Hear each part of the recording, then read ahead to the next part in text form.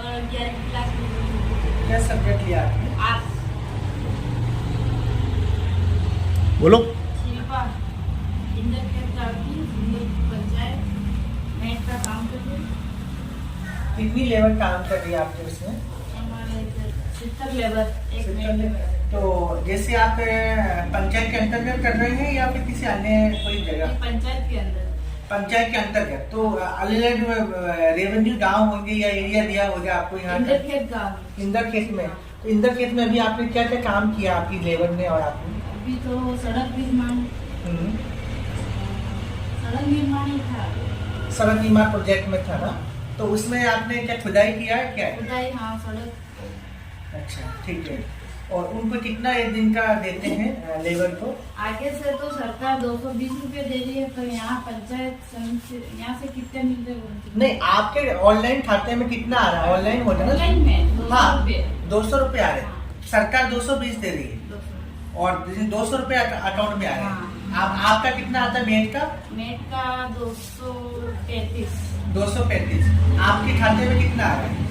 मेरे खाते में बस ये 200, इसके साथ दिन 12 दिन है तो 12 नहीं, 235 रुपए एक दिन का है। हाँ। आपका मेहनताना, तो वो आपको 235 रुपए पूरे खाते में आ रहे हैं या फिर ओनली फॉर 200 रुपए खाते नहीं, में? 200 कभी 200 कभी 235 भी मिल जाते हैं लेबर के हिसाब से। 70 लेबर है, 235 पूरे मिलेंगे, इससे कम तो कम मिलेंगे। आप बताइए आगे। ठीक है।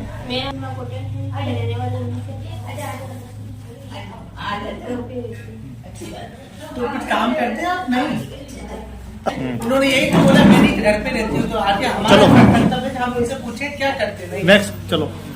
मेरा नाम है ये इधर आ जाओ, कुछ इधर आ जाओ, इधर बुला लो।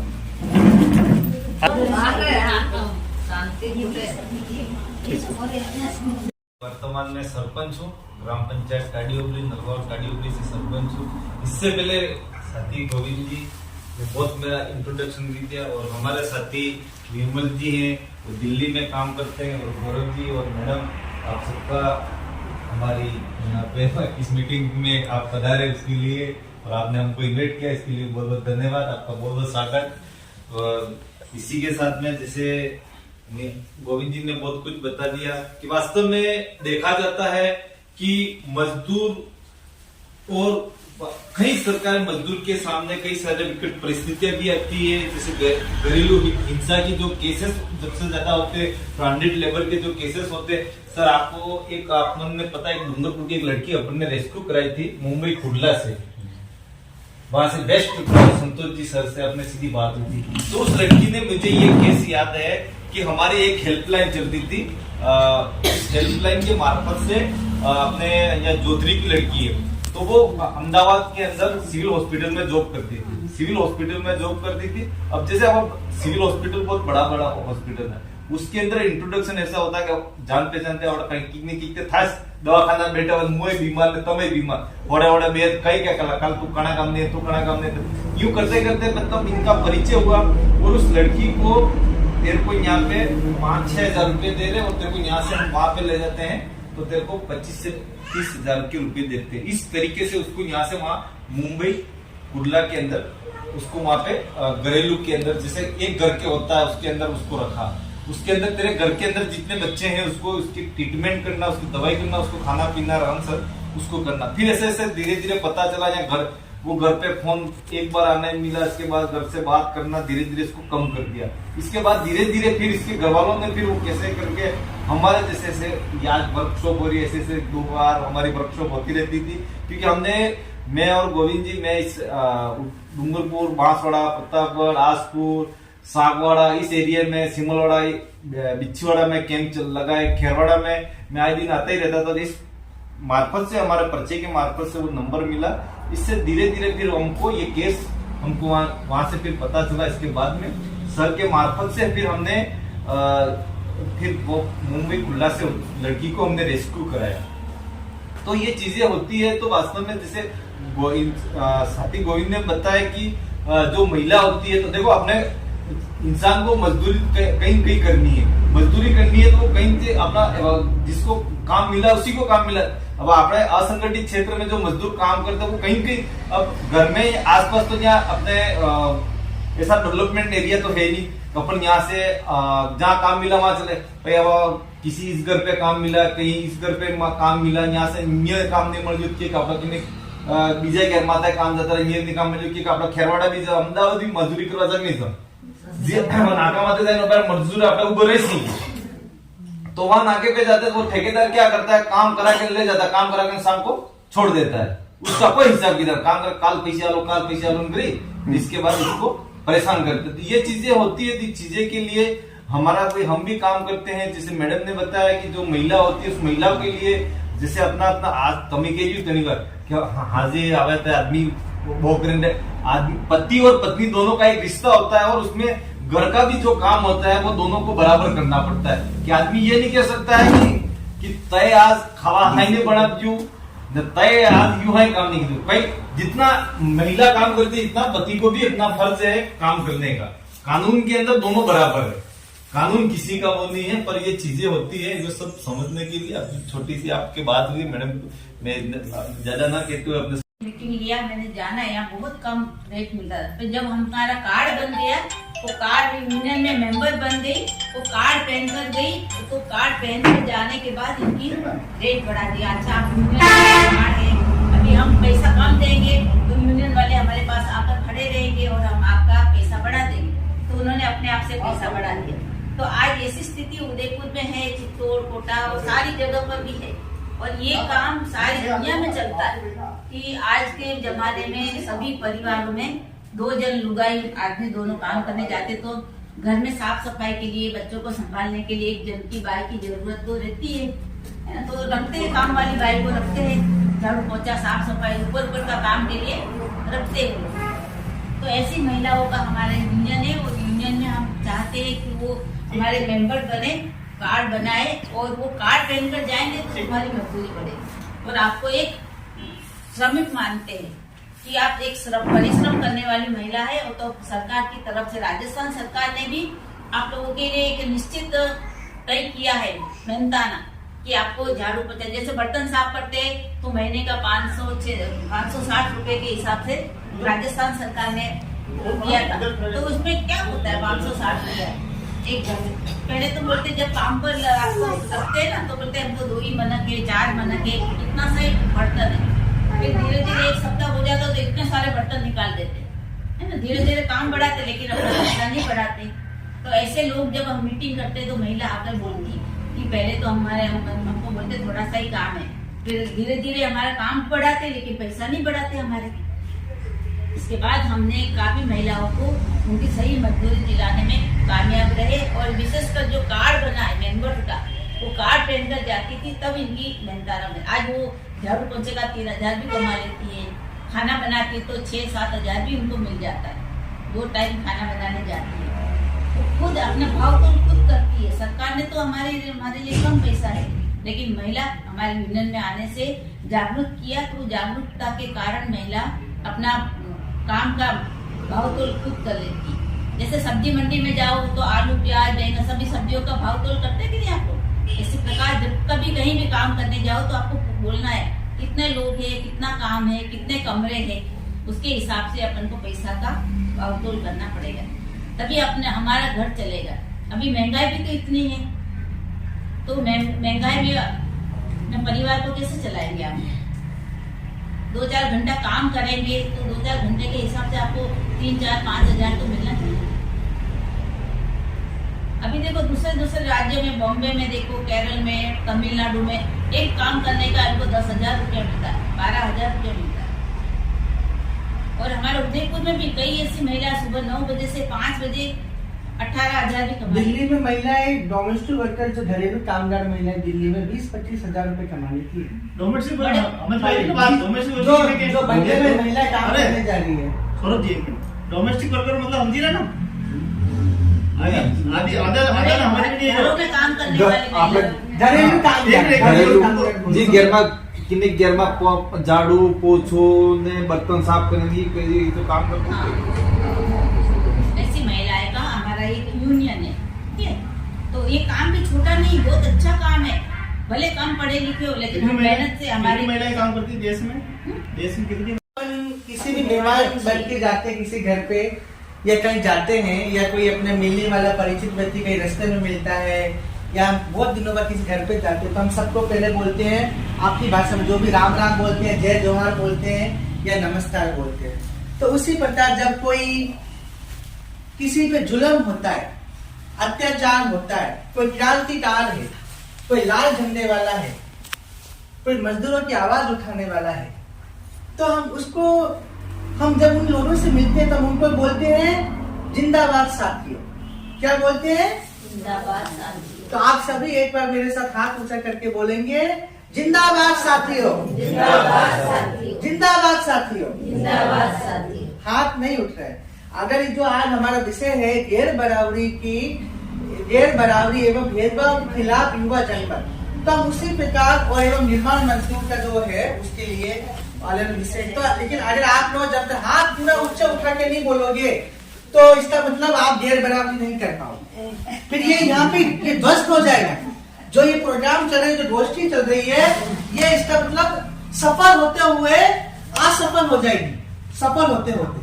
तो इसलिए आपको गैर बराबरी की इसके खिलाफ हमें पुरजोर विरोध करना है। करोड़े विरोध का मतलब अगर पति को जो अधिकार मिले हैं वही पत्नी को मिलना चाहिए। आज घर में कोई खटपट हो जाए, कुछ बात हो जाए, दो पंच बैठे हैं या समाज के लोग बैठे हैं, जब पति से आगे चलती है और ऐसे बोल दे कि कुछ बात में पूछी, तो पति उसको क्या बोले, तू छाने वाली चुपचाप बैठ, बोलते नहीं बोलते, तू खड़ा मुंडो बन जा, चुपचाप बैठ जा, घूमे गाड़ी। सही बात है कि नहीं? तो यही हमें इस चीज का विरोध करना है। क्या जब तुम नर हो तो मैं नारी हूँ, और नारी आज हर क्षेत्र में आगे बढ़ रही है। चांद पे नारी पहुंच रही है, महिला नारी चांद पे पहुंच गई, अंतरिक्ष में पहुंच गई, रॉकेट चला रही है। और एक आपको बात बताए, आप सभी कोटेट समाज से हैं, यानी जनजाति वर्ग से हैं, तो आज आपके देश की जो सर्वोच्च पद पे बैठी वो भी राष्ट्रपति बनी है, वो भी एक जनजाति वर्ग से आती नहीं आती है। उड़ीसा की रहने वाली है वो महिला, और आज वो देश की सबसे सर्वोच्च पद पे आसीन है, जिनका नाम है द्रौपदी मुर्मू जी। क्या नाम है? कौन है द्रौपदी मुर्मू जी? कौन बताएगा? हाँ, हमारे देश के, हमारे भारत गणराज्य की महामहिम में राष्ट्रपति है, जो एक महिला है, वो भी जनजाति वर्ग से आती है। तो क्या आपका नहीं है कि हम भी ये बराबरी वाला जो ये मुद्दा चल रहा है इसका विरोध करें और अपने अधिकार को पहचाने, अपने अधिकार के खिलाफ हम मांग करें, आवाज उठाएं, और आवाज उठा के हम भी बड़ा पद तो नहीं तो लेकिन हमारे घर का पद तो उसके बराबर तुम बैठे। आज मेरे घर में सब अच्छा समानता है, तो दूसरे पड़ोसी घर में भी देखो क्या उस महिला से अत्याचार हो रहा है, उसका पति शराब पीट के मारपीट कर रहा है, उसको अन्याय हो रहा है, या उसके कोई बूढ़े माँ बाप हैं, बेटों ने घर से बाहर निकाल दिया है, वरिष्ठ नागरिक जैसे उम्र वाले व्यक्तियों को, तो उनके साथ क्या होना चाहिए है। आज पुरुष वर्ग महिला को आगे उनकी आवाज दबा देता है, तो हमें आवाज उठानी है, और आवाज कैसे उठानी है? झांसी की रानी बन के उठानी है। कौन सी आवाज उठानी है? रानी लक्ष्मीबाई। तो रानी लक्ष्मीबाई घोड़े पे बैठ तलवार चला रही है, आपको तलवार नहीं चलानी है। आपको गैर बराबरी के खिलाफ आवाज उठाकर जो भेदभाव वाली प्रथा है इसको समाप्त करना है। क्या करना है? तो कहां से शुरुआत करोगे बताओ आप? मैं आपसे पूछ रहा हूँ। नहीं, एक मिनट, आप कहां से शुरुआत कर, कौन बताएगा? ये इतनी महिला जो आप देखिए 10, 15, 20 महिला है, ये 20 महिला जो है 1000 के बराबर है। आज हो सकता है बस्ती में से कुछ लोग नहीं आ पाए किसी कारणवश, लेकिन आप जो बैठे हो, आज ये जो हम जानकारी दे रहे हैं, अभी मैं दूंगा, भाई निर्मल जी देंगे, सरपंच जी ने बताया, गोविंद जी ने तो वर्दी सिस्टरों ने बताया, लेकिन ये जानकारी आज आप हम यहाँ से लेके जाओगे, इस जो विचार गोष्ठी जो हो रही है, आपकी बस्तियों में जाके, आप घरों में आपके परिचित को जाके बताओगे कि इस तरह की हमारी गैर बराबरी के खिलाफ, भेदभाव के खिलाफ मीटिंग थी, और हमें संगठन के लोगों ने जागरूक किया, जानकारी प्रदान की, और ये बताया कि हम चाहे महिला हो चाहे पुरुष हो सब बराबर हैं, सब एक ही जगह पे बैठेंगे, और अगर कोई महिला के काम करने जा रही है या कि डांकी पे जा रही है, कोई दिहाड़ी मजदूर है, कोई नाके पे खड़ी है, तो जो पुरुष को मजदूरी मिलती है वही मजदूरी महिला को भी समान दिया जाए। और इसके लिए समान मजदूरों के लिए आपको सरकार से मांग करनी पड़ेगी संगठन के द्वारा कि आपने अभी राजस्थान न्यूनतम मजदूरी जो वेतन जो बनाया अधिनियम, उसमें है कि निर्माण श्रमिक है, उसको एक दिन की कारीगर है तो उसको 500 रुपया 600 रुपया मिलेगा। आर्थिक कुशल कारीगर है दोस्तों 450 मिलेगा। और जब मैंने महिलाओं से पूछा तो 250 300, तो बताइए 500 ज्यादा हुआ 350 ज्यादा हुआ? तो 500 तो पुरुष को मिल रहा है, तो आपको क्यों नहीं मिलना चाहिए? ये बात सही है ना? आपको क्यों, नमस्ते जी, तो आपको क्यों नहीं मिलना चाहिए? तो इसके लिए आपको पुरजोर आवाज उठानी है कि मुझे मेरी मजदूरी जो पुरुष को मिल रही है वही मजदूरी मुझे मिले, चाहे मैं निर्माण श्रमिक हूँ, चाहे मैं नाके पे खड़ी होकर काम करने जाऊंगी हाजिरी पे, चाहे मैं घरों में झाड़ू पोछा बर्तन करने जाऊंगी। समझ में आ रहा है आप सभी को कि नहीं आ रहा है? ये जो आप कहीं भी काम, जैसे अच्छा एक बात और है, घरेलू कामगार निर्माण श्रमिक के अलावा भी एक मजदूर और होता है। कौन सा पता है? जैसे अभी किसी बहन ने मुझे बोला था मैं खेत में काम करती हूँ, तो एक खेतिहर मजदूर भी होता है, पता है आपको? जो खेतों में काम करते, किराए पे काम करते हैं, बहुत सारे खेत, बहुत सारे बड़े बड़े सेटों में धरना सेटर खेत होते हैं, तो बोलते अरे हमें लेबर चाहिए, मेरे खेत में धान काटना है, जो भी काटना है, तो उनको भी किराए पे लेते, उनको दिहाड़ी में 250-300 रुपए मजदूर मिलते हैं, उनको बोलते खेतिहर मजदूर। मुझे राजस्थान में भी होंगे, लेकिन मैं बुंदेलखंड उत्तर प्रदेश में जो झांसी की उधर जो पूरा एक राज्य है उधर अभी बना नहीं है, लेकिन हम जो झांसी बोलते हैं पूरा बुंदेलखंड एरिया आता है, टीकमगढ़, झांसी, बबीना, ललितपुर, इधर जो है जो इधर जिले हैं मध्य प्रदेश यूपी के बीच में, उनको बुंदेलखंड बोलते हैं। और बुंदेलखंड में ज्यादा मजदूर है। आपको पता है बुंदेलखंड का व्यक्ति जो मजदूर है पूरे हिंदुस्तान में आपको कहीं भी मिल जाए। राजस्थान में भी होंगे बुंदेलखंड के लोग, दिल्ली में तो पूरे भरे हुए पड़े, छत्तीसगढ़ में है, और सबसे ज्यादा बम्बई दिल्ली में है, मेट्रो सिटी में, अहमदाबाद में, गुजरात में ज्यादा है बुंदेलखंड के लोग, यूपी में भी। और जो गैर बराबरी की पूरे गैर बराबरी भेदभाव के खिलाफ मुहिम चली पूरे देश में, बिगुल बजाए इसके खिलाफ, उस पर अपनी बात रखें और हम सबको जागरूक करें और ज्यादा से ज्यादा महिलाओं को जानकारी दें कि हमें बराबरी जो भेदभाव है गैर बराबरी को समाप्त करके एक अच्छे भारत का निर्माण करना है, उसका विकास करना, विकास कर रही है महिलाएं। धन्यवाद। जय हिंद। बैठ के बोल सकते हिंदी में बोलूँ है, बोल लेता हूँ, पर वो बोलते बोलते फिर गड़बड़ हो जाता है। तो अभी आप सब लोगों ने अभी इन साथियों के बारे में बात की, आप मजदूर के बारे में उनसे आपने सुना। अभी सवाल ये है कि हम सब लोग काम करने वाले जो तबका है, हमारा सरकार ने हम लोगों का मजदूरी भी तय करके रखा है ना, कि सरकार ने तय कर दिया कि भाई आपको इतनी तो तनख्वाह मिलनी चाहिए, सरकारी रेट बना रखा। वो सरकारी रेट के बारे में भी इन्होंने बताया है ना कि 3 प्रकार की मजदूरी का रेट है। बताया कि नहीं बताया? बताया कि ये मजदूरी तो अपने को कम से कम मिलनी चाहिए, इससे कम नहीं चलेगा। तो अगर अपने को सरकारी रेट के अनुसार पेमेंट नहीं, अपना दुख सुना है भाई सरकार कह रही है कितना पेमेंट मिनिमम वेज है यहाँ पे कितना होता है राजस्थान? में एक तो 300 से ऊपर है। 300 है, लेडीज 300 है, जेंट्स का है 1000 होता है, 600-800 रुपया है, 600 है, 700-800 रुपया है। इसमें सर्च कर ले। इतना नहीं है। तो जो भी मजदूरी सरकार ने तय किया है आपका, हम सबको सबसे पहले तो ये देखना है कि 8 घंटा जो दिहाड़ी करते हैं, चाहे अपन खेत में काम करने जाते हैं, चाहे कहीं किसी के यहाँ पे काम करते हैं, फैक्ट्री में काम करते हैं, आप में से बहुत सारी महिलाएं होती जो काम करने के लिए नहीं जाती है ना, दूसरों के यहाँ पर, वो अपने घर में ही काम करती है, ये है खेत में ही काम करती ये है 285 रुपया है और अर्ध कुशल का है 259 रुपया। 285 रुपए अगर हमारे मजदूर को 8 घंटे की दिहाड़ी का नहीं मिल रहा है, 8 घंटे दिहाड़ी करने का अगर 285 रुपए वो नहीं पा रहा है, ये आज की डेट में है, आज की डेट में अगर वो नहीं पा रहा है, तो हम लोग सीधा सा श्रम विभाग जो अपना लेबर डिपार्टमेंट होता है वहाँ पे शिकायत करने के लिए जाते हैं।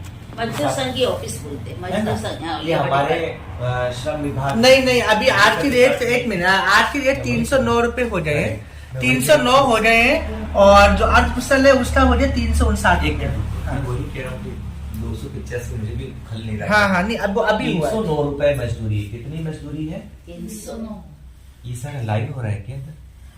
309 रुपए से किसी भी महिला पुरुष को मजदूरी नहीं मिलनी चाहिए। इससे कम नहीं मिल जाता तो मिल सकती है 500 रुपए, 800 रुपए, 1000 रुपए, 2000 रुपया सब मिल सके, पर 309 रुपए से कम मजदूरी नहीं मिलनी चाहिए। अब वो 309 रुपए से कम मजदूरी नहीं मिलनी चाहिए, पर अभी वो सिस्टर बता रहे थे कि जो झाड़ू पोछा बर्तन साफ सफाई खाना बनाने के लिए जो हमारी घरेलू कामगार महिलाएं जा रही है उनको तो मजदूरी मिल रही है, वो मजदूरी तो बहुत कम है। तो बोले वो कितना मजदूरी है? वो राजस्थान की सरकार ने एक आदेश पारित करके वो 5,642 रुपया बनाया। अब वो 5,642 रुपया तो फिर आपका इससे कम हो गया, सरकारी रेट से कम हुआ कि नहीं हुआ? तो कम हुआ। वो कहा 9,000 से ऊपर जा रहा है और ये तो 5,000 पे ही जा रहा है।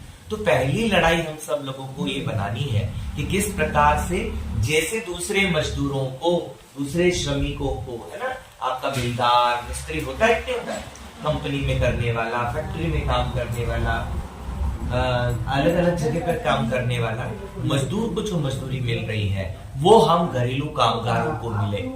वो लड़ाई हम इनके साथ में जाना है, थोड़ा उधर जाओ, जुड़ना है कि वो सारी मजदूरियां हमको कैसे मिल सकती है। क्यों? क्योंकि अगर हम लोगों को यही रेट देगा 5,642 रुपया, ये तो गुलामी का रेट है। ये तो जब हम गुलाम थे और हमसे जब गुलामी करवाई जा रही थी तब हम लोग गुलामी का रेट ले रहे थे।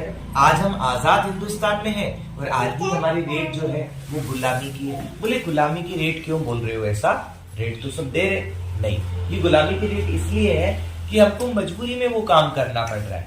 अब न करे तो क्या करे? आज किसके खेत पे भी काम करने जाते हैं, खेत बोना, खेत में फसल काटना, यही काम करते कि नहीं करते?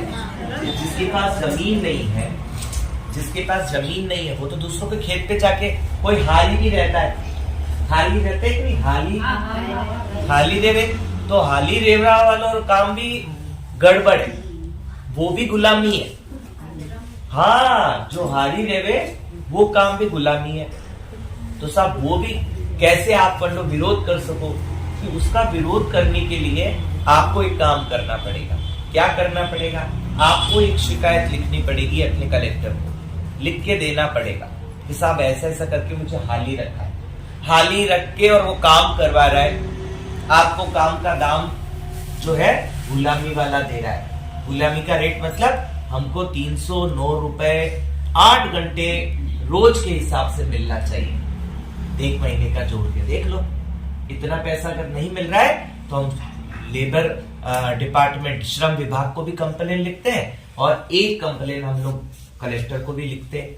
वो कलेक्टर को कंप्लेन जाती है, साहब इसने हमको काम तो करवा रहा है पर मुझे मेरी इच्छा नहीं है, मजबूरी में काम कर, और ये मजबूरी में काम करता है, इच्छा नहीं होता तो जबरदस्ती हो जाती है, नहीं होती है वो काम। तो कैसे ये सारी जबरन काम को खत्म करना है, काम की जो जबरन परिस्थितियां है उसको खत्म करना है। तो पहले हम सब जो लड़ाई लड़ रहे हैं, कर रहे हैं, उसको और मजबूत करेंगे। वो है मजदूरी की लड़ाई, कि मजदूरी जो दिहाड़ी मिले, दूसरों के खेत पे काम करने का जो तनख्वाह मिले, वो तनख्वाह हमारी 1,000 रुपया बनाओ। सही रहेगा कि नहीं रहेगा? सही रहेगा। दूसरी बात कि हम सारी जितनी महिलाएं काम कर रही हैं, हम लोगों को सामाजिक सुरक्षा के रूप में क्या मिल रहा है? हमारी पेंशन की दर, पेंशन को अलग अलग रूपों में देखा जाता है। कोई विकलांग व्यक्ति है उनको पेंशन मिलनी चाहिए, गर्भवती महिलाएं जो खेतों में काम करने जा रहे हैं, क्योंकि अभी बहुत सारी महिलाएं इधर खेत में काम करने नहीं जाती है ना, दूसरों के खेत पे।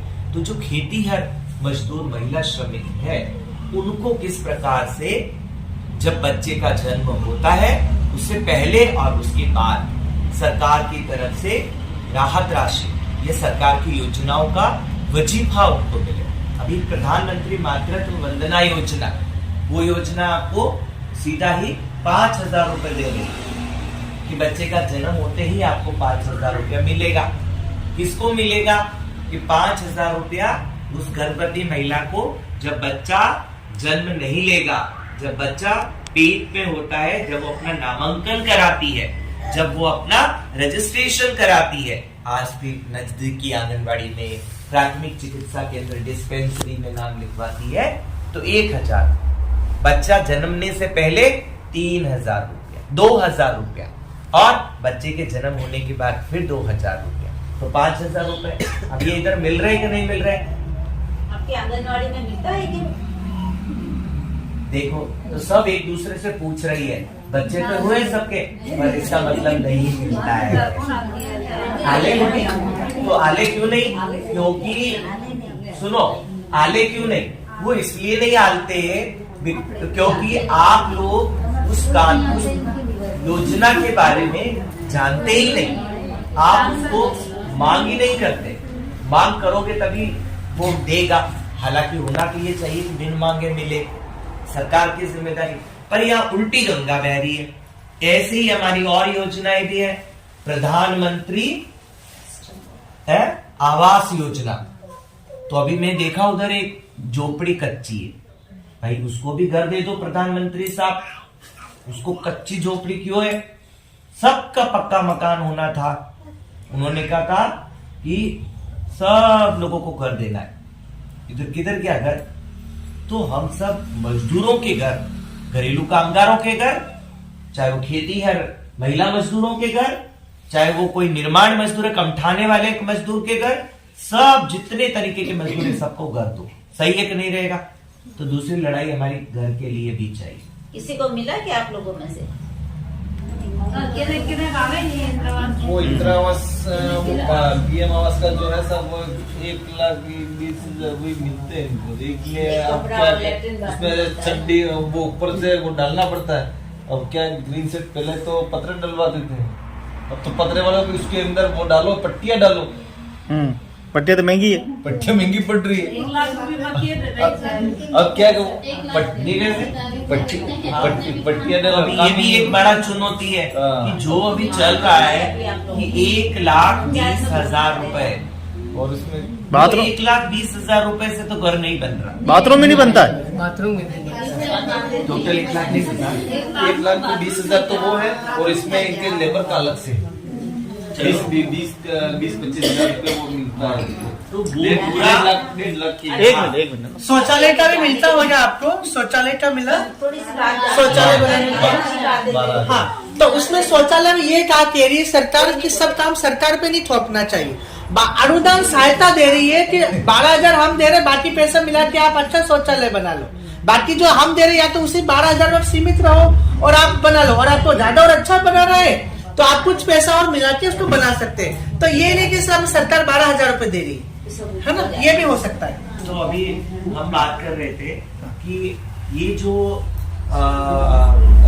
1,20,000 रुपए की राशि है, ये 1,20,000 रुपए की राशि लेबर की अलग से नहीं है, और लेबर की अलग से जो राशि है वो इनके खाते में इनके लेबर जो આપણે ઘેર ને આ પહેલી પણ કેમ કરતો જ મને ના કે દિવસ થોડા તું તારા એ કામ કરે तो तू भी आज तक कैसे समझदारी ले, ऐसा घर में कभी लड़ाई झगड़ा नहीं होना चाहिए, और नहीं होना चाहिए। माँ बाप ने अपनों को बड़ा किया, पढ़ाया है, और कम उम्र के अंदर जो शादी ब्याह करते हैं वो भी थोड़ा सा नहीं होना चाहिए, वो गलत तरीके से गलत स्टेप उठाते वो भी नहीं होना चाहिए।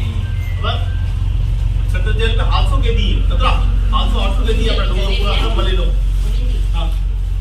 लेकिन 700-800 के दिए, बाकी सब समाज रहा है केदी, बाकी सब अपनी समाज रहा, ठीक है नहीं? हमारा केदी गरीब लिया है तो बैंक भी लूटियो है, कई पूरा बड़ो काम नहीं, खाली अपनी दुबई ने मारी जाया, अपने भाई ने मारी जाया, खाली परिवार में झगड़ा है।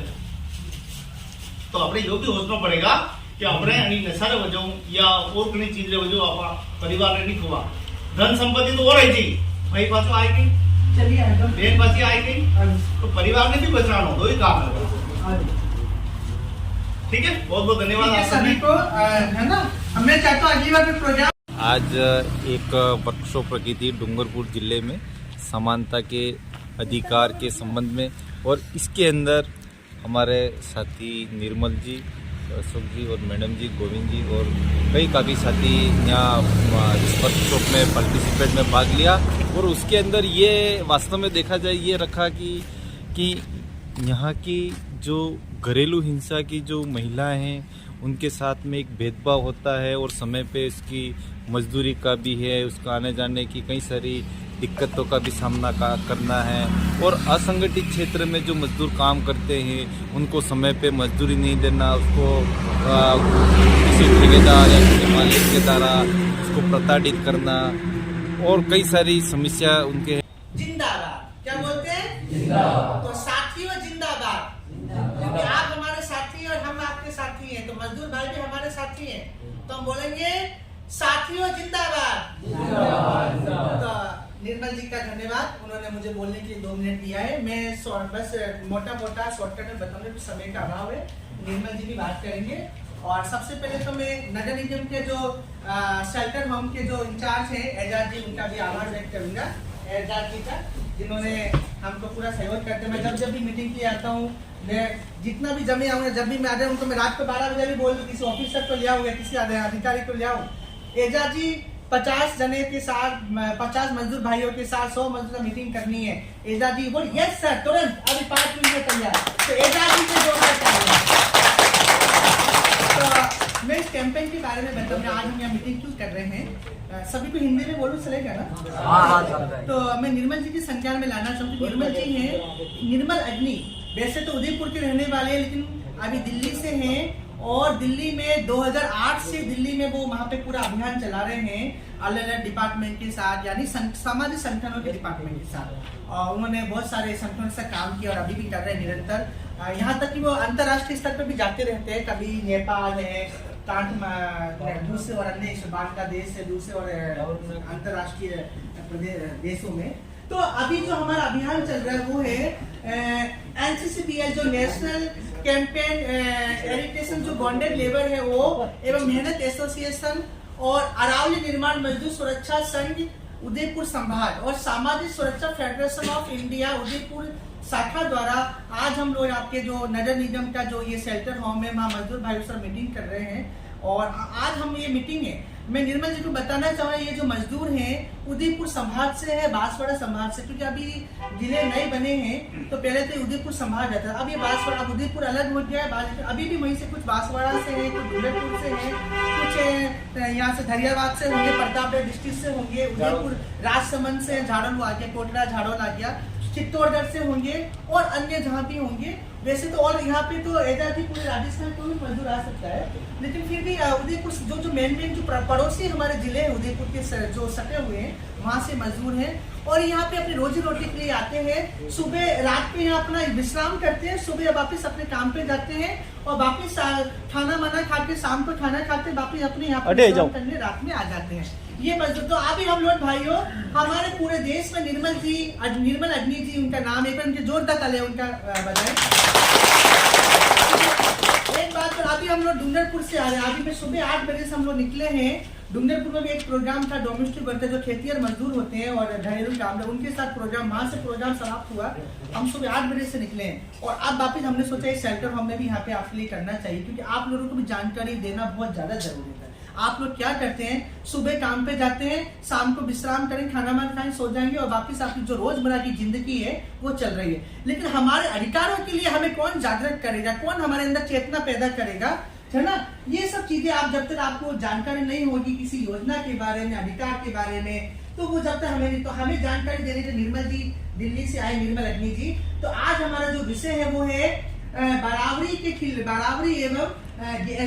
बराबरी एवं भेदभाव के खिलाफ युवा जनमत कार्यक्रम। हमने लिखा हुआ है, जिसको पढ़ना आता है वो देख ले, कि उठेंगे भारत के वास्ते समता न्याय इंसानियत के रास्ते युवा जनमत। तो यहाँ पे युवा साथी है, आप ये कुछ लोग इसमें वृद्ध लोग भी ऐसे भी, तो कोई फर्क नहीं पड़ता हमको। बस जिसके अंदर शिथिलता है, ईमानदारी, सच्चाई है, जोश है और जो खड़ा होकर बुलंद हौसले अपने इरादे बुलंद कर सकता है, हौसले बुलंद कर सकता है, वो युवा है। ऐसा नहीं है कि 50 साल का व्यक्ति बैठा है, 60 साल का व्यक्ति बैठा है तो वो युवा नहीं है, वो भी युवा है। लेकिन युवा कौन होता है, उम्र से युवा की गणना नहीं कर सकते हैं। युवा जो है जिसमें काम करने की क्षमता अभी भी है, अभी भी वो जो एक 50 साल का युवा, 50 साल का व्यक्ति और एक 25 साल का युवा, उससे ज्यादा वो परफेक्ट हो दौड़ सकता है काम। तो ये युवा होता है। हम एक आदमी भी बैठे हैं। मैं पिछली बार लेबर डायरेक्टर को लेके आया था, IAS ऑफिसर को, हमने टेबल कुर्सी लगवाई थी यहाँ पे। लेकिन आज हम कह रहे हैं कि जब हम बात भेद बराबरी की कर रहे हैं, भेदभाव ना करने की बात कर रहे हैं, तो क्यों ना हम लोग आपके साथ एक जागरण पे बैठे। आप भी मजदूर तो हम भी मजदूर, आप शारीरिक रूप से मजदूर है, हम पेन चलाते हैं, हम मुस्लिम मजदूर है, तो हम में और आप में कोई फर्क नहीं, हम सब बराबर है। और सबसे पहले हम सब इंसान हैं, तो इंसान सबसे बड़ी चीज है। तो यही आज हमारा विषय है कि हमें किसी से भेदभाव ना करना है, सब समान है, हमें समता मूल्य समाज की स्थापना करना है। बहुत बहुत धन्यवाद। मैं आगे के लिए निर्मल जी से आग्रह करूंगा कि 5 मिनट के वो निर्मल जी आपसे बात करेंगे आगे। Thank you.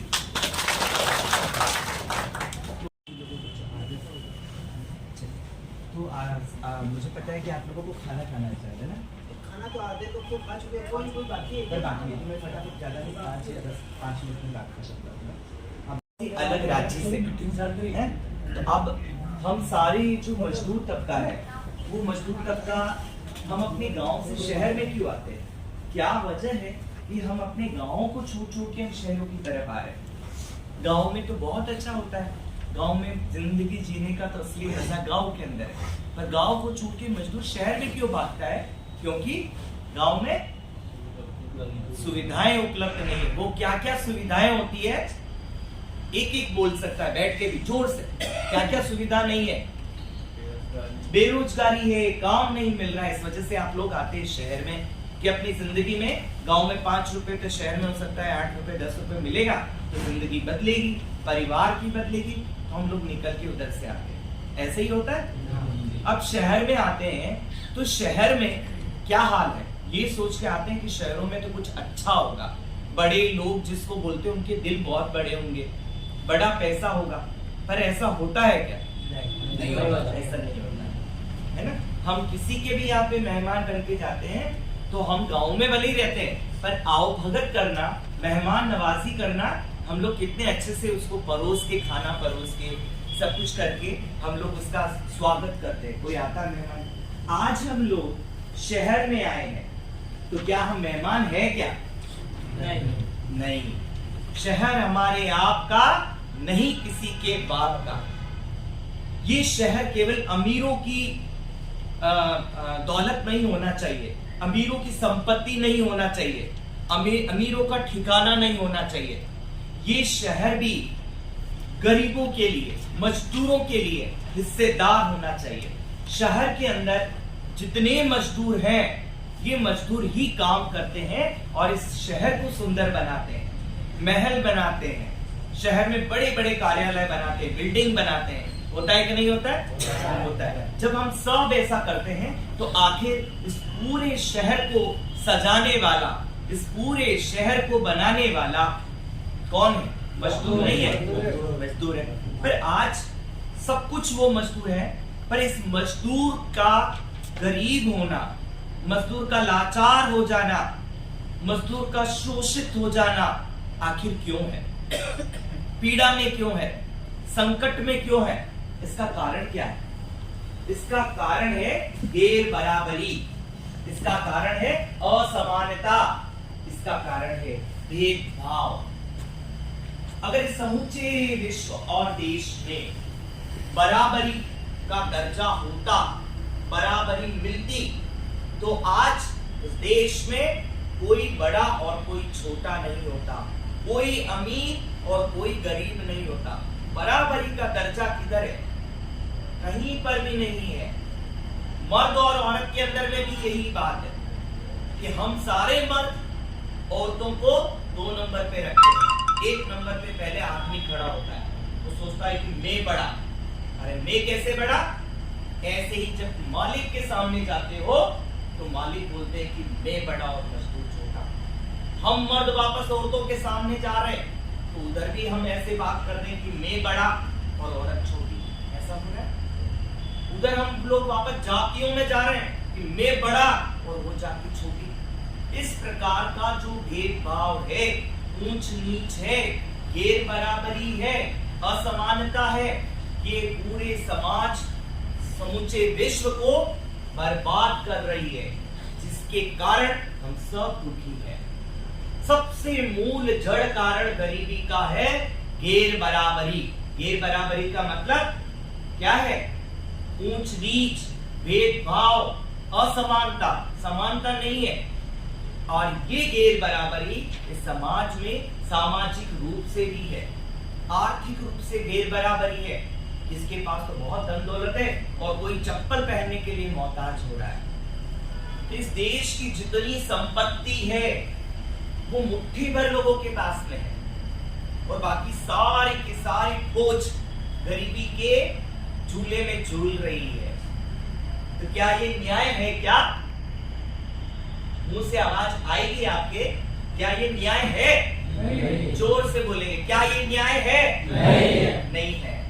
एक तरफ से पहले बात मानना, जितनी देश में संपत्ति अमीरों की है पूरे देश में बराबर गरीब और अमीर के बीच में बांट दो, बराबर संपत्ति का बंटवारा हो जाए। इससे बड़ा और क्या मांग हो सकती है? आपको बोले मांगो तो आप छोटी सी चीज मांगते हो, बेटे की नौकरी लगा दे, सास के पेंशन शुरू कर दे, मम्मी की पेंशन। अरे इतना सा क्या मांग रहे हो? सुई का टुकड़ा। आसमान मांगो। हम मेहनत कश इस दुनिया से जब अपना हिस्सा मांगेंगे, एक बाग नहीं, एक खेत नहीं, सारी दुनिया हम मांगेंगे। तो अभी हमको सबसे बड़ी चीज एक मजदूर का ताकत, जिसको अपन बोलते हैं मजदूरी। दिहाड़ी कितने कितने की लगती है? अरे कितने पैसे लेते हो एक दिन का? 500, 100 रुपया, 200 रुपया, 300 रुपया, 400 रुपया, 500।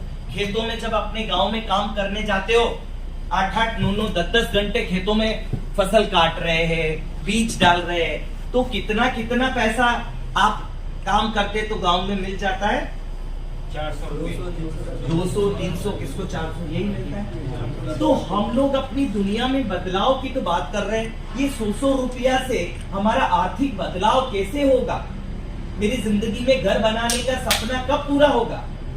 नहीं होगा। 100 रुपया में तो मेरा बच्चा दूध पी जाता है 1 किलो, आधा किलो शाम तक। हाँ, आप दिल्ली में चले जाओ, 80-90 रुपए किलो तो दूध आ रहा है। तो वो फिर अगर 100 रुपया दिहाड़ी, 200 रुपया दिहाड़ी, तो उसका तो दूध ही 100 रुपए में चला गया। तो वो दाल चावल राशन किधर से लाएगा? कपड़ा किधर से लाएगा? और तो और हम सब लोग ऐसे भंवर जाल में फंसे हैं, मर गया तो बहारवा करना है, मृत्यु भोज लगाना है, दुनिया को जात जिमाना है। करते कि नहीं करते? मृत्यु भोज में जाके कर्जा लेते गांव में साहूकार की दुकान से, और फिर वहां से बंधुआगिरी का किस्सा और कहानी और चक्रव्यूह शुरू हो जाता है। गुलामी का चक्रव्यूह शुरू होता है, कर्जा पाटने के लिए, उतारने के लिए। फिर हम शहरों में भागते हैं, बेटी का ब्याह कराना है, पैसा चाहिए, खर्चा करना है। पैसा तो हम 100-200 रुपए, 300 रुपए दिहाड़ी में हम कितना बचा लेंगे? तो ये जो छोटी छोटी बातें जिसको आप कह रहे हैं, ये छोटी बात नहीं है, ये तो बहुत मोटी बात है कि आखिर हम लोगों को आज दिन तक कोई सेविंग क्यों नहीं है? क्यों? क्योंकि गैर बराबरी है। हमारे घरों के अंदर अनाज के बड़े बड़े भंडार नहीं है, अमीरों के तो बड़े बड़े भंडार लगे हुए। क्यों? क्योंकि गैर बराबरी। हमारी जेबों में 150 से ज्यादा नोट नहीं है। क्यों? क्योंकि गैर बराबरी है। मेरी राशन की दुकान से मुझे राशन ही नहीं मिलता है, और मिलता है तो गाय और भैंस भी ना खाए ऐसा गेहूं और चावल मिलता है। क्यों? क्योंकि गैर बराबरी है। पैरों में जूते ढंग के नहीं, चप्पल ढंग की नहीं। क्यों? क्योंकि गैर बराबरी है। मेरी झोपड़ी कच्ची है। क्यों? क्योंकि गैर बराबरी है। मैं अपनी औरत को, अपनी बेटी को, बेटे को अच्छा कपड़ा नहीं पहना सकता। मैं किसी 5 स्टार होटल की तो छोड़ो, 1 स्टार होटल में खाना नहीं खिला सकता। क्यों? क्योंकि गैर बराबरी है। तो किसी ने पूछा कि हम गरीब इसलिए कि तुम अमीर हो गए। क्या कहा? कि हम गरीब इसलिए कि तुम अमीर हो गए, और एक बादशाह हुआ तो 100 फकीर हो गए। कोई बादशाह नहीं बनेगा। हमने इनको बादशाह बना बना के रखा, कि इन्होंने हमको जनता और फकीर बना दिया। इसलिए हम चाहेंगे सारे बादशाह होंगे, कोई फकीर नहीं होगा, गरीब कोई नहीं होगा, सब अमीर होंगे। कब होगा? जब हम सब संपत्ति बराबर बराबर बांट दें। और जब सब लोग बांटोगे तब आप मेरे वाला हिस्सा भी बांटने के लिए, है ना, खुशी खुशी दे दूंगा। हाँ, क्योंकि मेरा भी तो बटेगा फिर, और आपका भी बटेगा। हंस क्या रहे हो?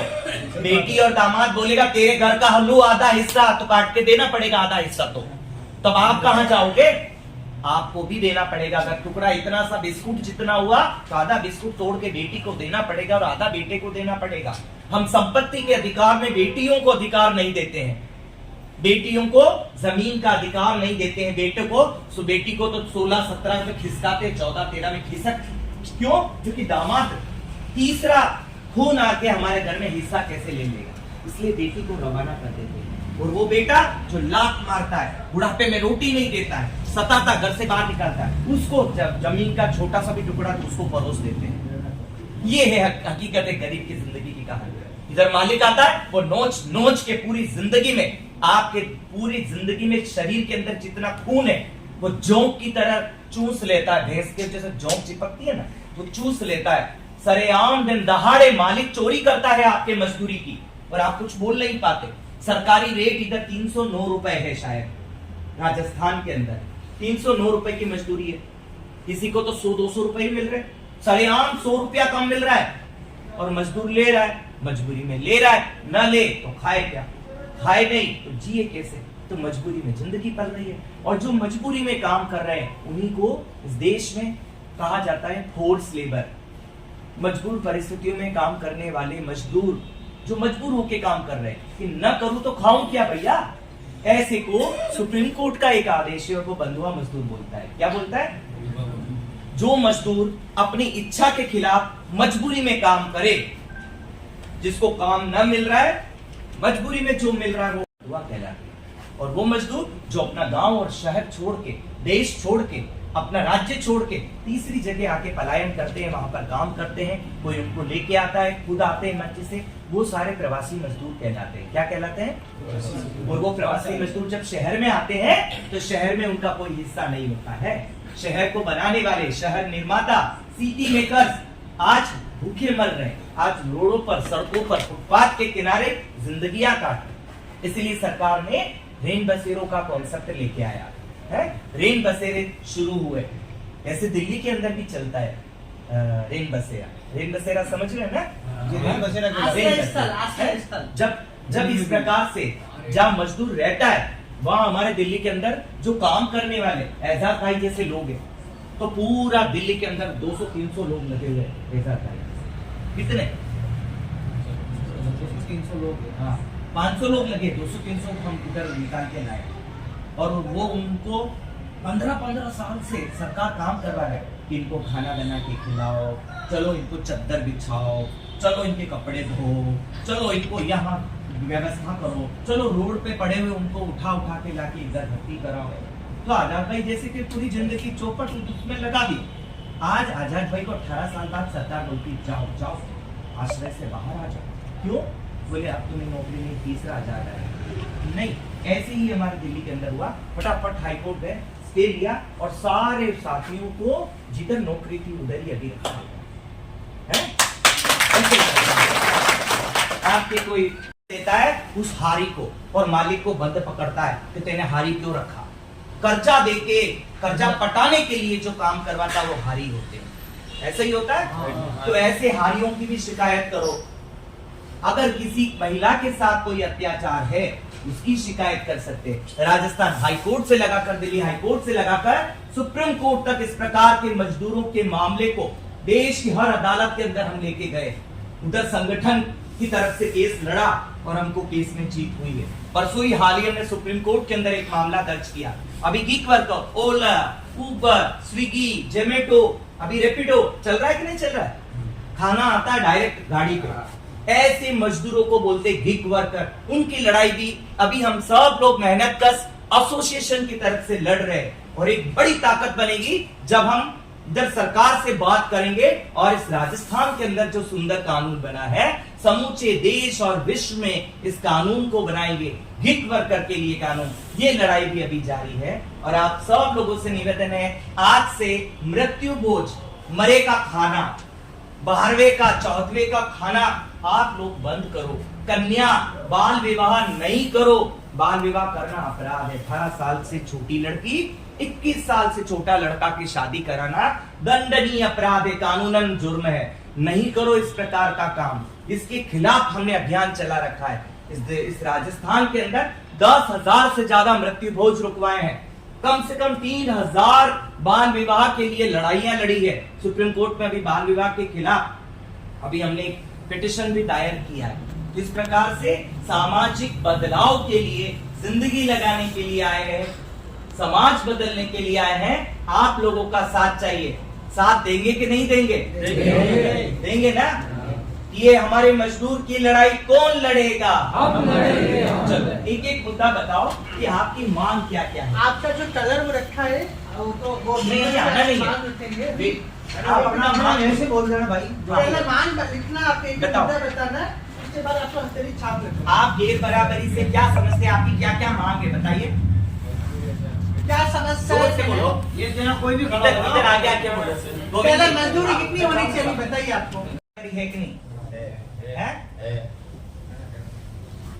और आप बैठो, तीसरा आओ कोई भी। जल्दी जल्दी उठो, एक एक जना फटाफट।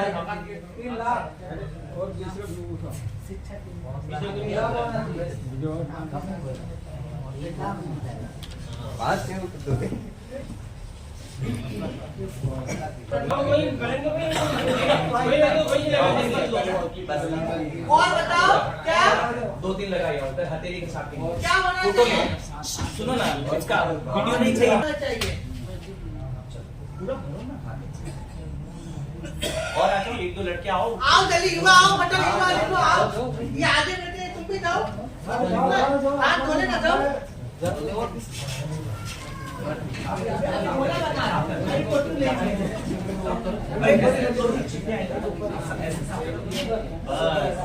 नीचे लगाओ, नीचे।